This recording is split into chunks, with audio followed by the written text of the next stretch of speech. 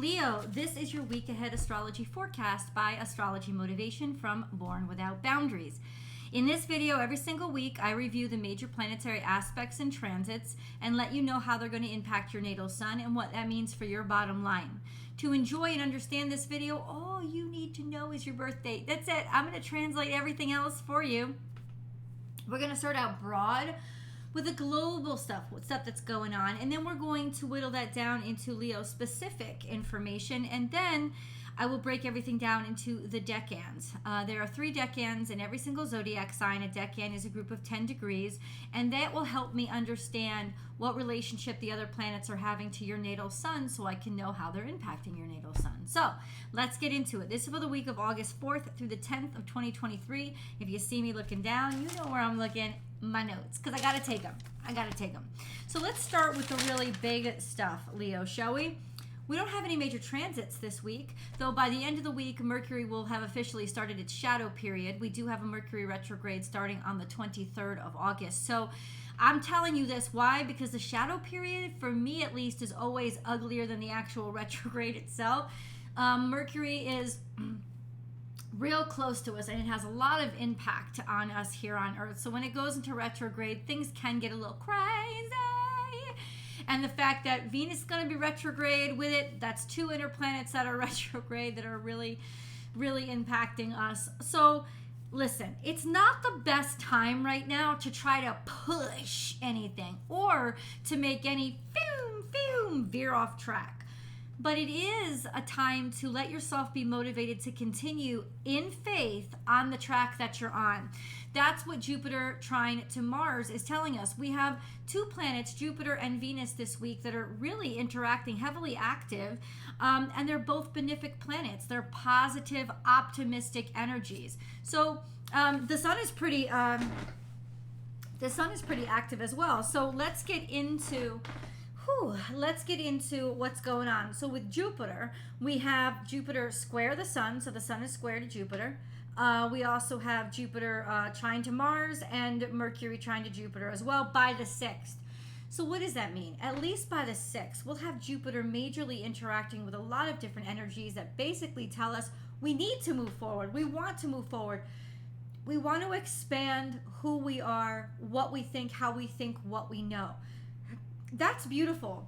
But what I want you to remember is, even though Jupiter is trine to Mars, Jupiter is not Mars. So Jupiter isn't about pushing forward or fighting or aggression or even progress. Jupiter is about expansion, wisdom, learning, knowing, understanding, and broadening your mind. So it's a really wonderful time. It's also, gotta underline this, a planet of faith. It is deeply steeped in faith and connection to the divine and philosophy, thinking for thought's sake. So this is an energy of the way that we should be growing and expanding now is primarily educating ourselves, learning things new, meeting new people, introducing ourselves to new potential and possibilities, and proceeding forward. Yes, Mars trine Jupiter is a very progressive energy, but it's progressive in expansion and growth of yourself, right? So it's expand in faith, grow in faith, and use your faith to continue forward, even when there's a lot of other things that you'll see going on to distract you or try to make you give up and change your mind, right? So it's not about stubbornness, it's about faith and tenacity. That's what it is. If you're on a track right now, keep going. There's going to be a lot of trees trying to fall in your path. They're not going to hit you, and it's a bunch of bullshit, really. So just keep going where you were going. They're going to try to make you veer off path. Don't take any major twists and turns or curves right now, but most certainly stay determined in the direction that you were going. We have Venus as well active this week. She's retrograde in Leo, which is we're gonna discuss that a little bit. She is square to Uranus and trine to Chiron. So she's interacting with these two different energies at the same time. So what does that mean? Well, Venus square to Uranus kind of makes you restless. It kind of makes you want your independence, especially when it comes to your relationship. I want you to try things outside of the box and experiment, and maybe experiment and be attracted to things you've never been attracted to before. So it can be a very mischievous time. It can be a exploration outside of your current relationship kind of time. But the trine to Chiron suggests that she's learned a lesson. There's been education there. She's gone through crap, and now she's trying to make it better. She's in retrograde, right? So if I'm personifying this, it's almost like I'm itching under the skin and I want to do it better because I learn. And I want the differences that I want now, the desires, these changes are based on failures in the past that I had to learn the hard way from. So that's actually really optimistic and progressive energy too. Not to force a change, but to be inspired to change because you learned your lesson. That's awesome. We have the Sun conjunct Venus by the 9th of this month, but also, by the 9th, this month, and but also by the 10th, Mars is going to be opposing Neptune. This is a really tough energy because it basically makes you want to take energy because you're lacking energy. You feel kind of droopy. You feel like kind of tired. Neptune weakens Mars, right? But it also kind of makes you delusional in that maybe if I force myself and I push myself, then I'll get this done. And a lot of times you could be acting on delusions instead of actual, realities. So it's not a good time to push. This energy is trying to slow us down, but I think the delusion is going to be in that you can't do it. That it's trying to veer you off course and make you think those trees are falling in your way. And they're really not. And even if they are, it doesn't mean that path is off limits to you. It just means go slower and figure shit out.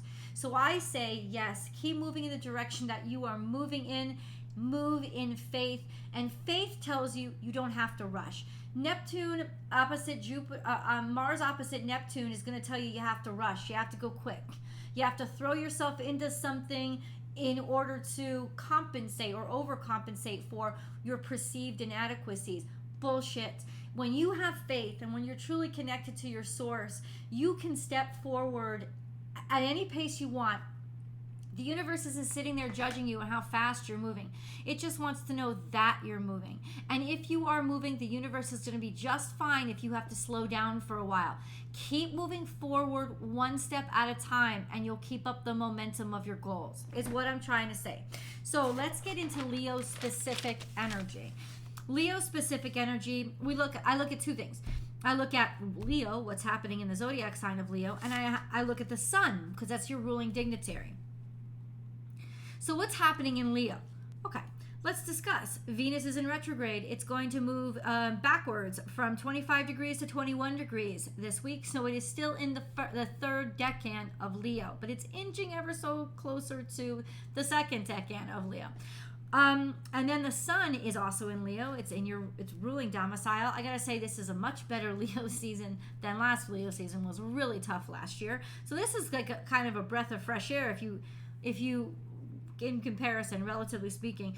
The sun is going to move between 12 and 18 degrees this week, which puts it in the second decan of Leo, and which means it will conjunct second decan Leo suns, giving you an extra sense of vivaciousness and energy and vitality and courage. Let's talk about what's happening with the sun, because we've already talked about it a little bit. The sun is square to Jupiter, and by the 6th of this week, so August 6th, it is trine to Chiron. What does that mean? Well, we want to expand by learning. Like, we can't wait to grow. We're inspired to grow beyond our current understanding of ourselves because of what we've learned, because of we've been through some shit and we've allowed those lessons to be taught, or we're trying to make peace with something from the past that has hurt us or caused us trauma. Now that could make us rush into something as well, but at least we know where it's coming from. On the 9th, by the 9th, the sun will be conjunct Venus retrograde. This will give an air and a vitality of romance, pleasure, beauty, happiness, optimism, even Venus retrograde. This could be feelings of stuff from the past, right? That you're now feeling a lot more romantic towards, so watch out with those exes returning. But I think this is more understanding and valuing something in retrospect that you didn't when it was right in front of you. So it could be a very loving period. It's a very lovely energy that comes at the end of the week. So let's get into the decans of Leo. If you know that your natal sun is somewhere between 0 and 9 degrees Leo, you are a Leo 1 because your sun is in the first decan of Leo. This translates to basically Cancer cusps, July Leos. So any Leo born between, say, the 23rd and maybe the 1st of August, that would be you guys, or the 22nd if you were a Leo born on the 22nd. That would be y'all. It's kind of estimate the first 9.5 days of the season. So if you're at the cusp, only if you're at the Cancer cusp, which would be, say, the 22nd, 23rd, maybe the 24th of July, your natal suns are in opposition to Pluto. This isn't going to change for a while. That means there's a dynamic sense to yourself. There's a dynamic push and gravity to you that could be pretty damn intimidating to people right now. You're also square to the nose, which means you are changing your life. There are major life changes that are happening to you, dynamic changes to yourself, to your person, that will make you change your ways, change how you do things, change how you value things. The nodes are now in Libra, South Node, and Aries, North Node. So the dynamics, or the field this is going to play out on, is the dynamics between your singularity, your individuality, and your partnership. Having to moderate that and recalibrate that is where most of your life changes are going to be occurring, at least for the next 6 months. We also have a quincunx to Saturn, which is long term, which could mean that you are rubbing up against the powers that be, or having daddy trouble. Pretty much that's what it is. It's frustrating and it's irritating. It's not completely gonna shut you down, but I would say to you, Leo, that it's for this whole year, Leo ones, it is going to be quite agitating. It's going to be like the spur in your side to motivate you to do things. Let's move on to Leo 2s. So if you know your natal sun is between 10 and 19 degrees Leo, you are Leo 2s. This correlates to birthdays between, say, August 2nd to the 11th. Around there, that would be you guys. You're the ones with the sun conjunct the sun. And that's a beautiful energy to have. Just vivaciousness, vitality, confidence. You get to shine. People could be noticing you a lot more this week because you don't even know it, but you're just sort of radiating. You have confidence. You feel good. This is also a very romantic and creative time for you, where you can be exploding with romance and creative energy, really optimistic energy. You have a square to Jupiter, which is just going to expand that and exacerbate it and inspire you to kind of learn something more and realize, I could grow. I could do so much more with who I am. This could be a wonderful time to travel, wonderful time to get outside your normal social groups and meet people from different cultures or ethnicities. Or you could be drawn to learning a lot, understanding instead of just knowing. All of those things with that square to Jupiter is quite lovely. And then we have a trine to Chiron, especially if you're born around the 9th or 10th of August. This would be impacting you. Maybe 9th, 10th, maybe 11th as well. So yeah, definitely anywhere between the 9th and the 12th, it's going to be impacting you. The trine to Chiron is making peace with the past, making peace and healing from the trauma, or figuring out how to incorporate it into who you are instead of fight with it anymore. You can also be inspired to make peace with the past or try to heal differences or hard experiences in your life by also trying to help and heal others as well. It is a healing energy through wisdom, through experience, through learning the hard way. Let's go on to Leo 3s.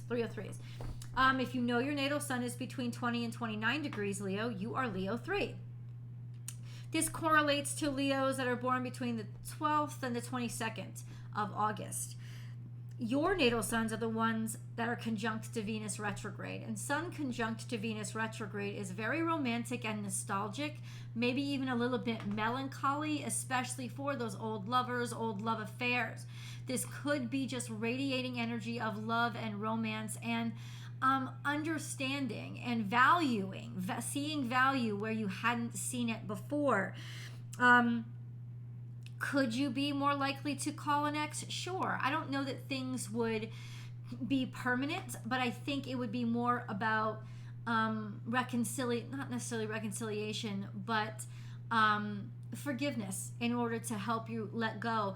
And there could be some romance involved. There's just a loveliness about Venus conjunct the Sun, people finding you extremely attractive, and you sort of radiating this essence of grace and beauty. So not bad, definitely not. Do your hair, do a day of beauty. This would be a great time to do it. Paint the house. This would be a great time to do it. Anything with creativity and aesthetics are basically at your fingertips right now, Leo 3s, so enjoy that. We also have a trine to Chiron, especially if you're born around the 11th, 12th of August. This is, just like I said, for Leo 2s, healing from those past traumas, making peace with the past, and finding a way to help others heal as well. We have, that's long term. Another long term is this square to Uranus. Now, square to Uranus has been something your natal suns have been in for a while, and it will continue for a while because Uranus will be in the third decan of Taurus for a while.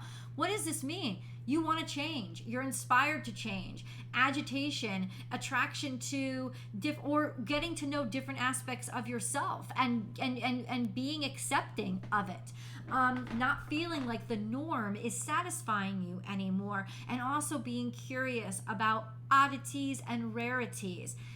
A really exploratory time for you, a really curious time for you, and this will be over the next couple of years. You also have, for the next 6 months, a trine to the south node and a sextile to the north node.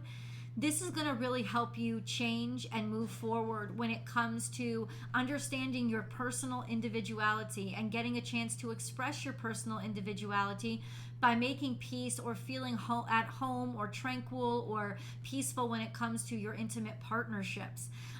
This could be a very productive energy, especially with help from your partner, or just feeling so comfortable at home that you get to bloom and shine for the next 6 months as who you are. You're seeing the connection, how having a wonderful partner, or how important a good, solid partnership is to being the best version of yourself that you can be.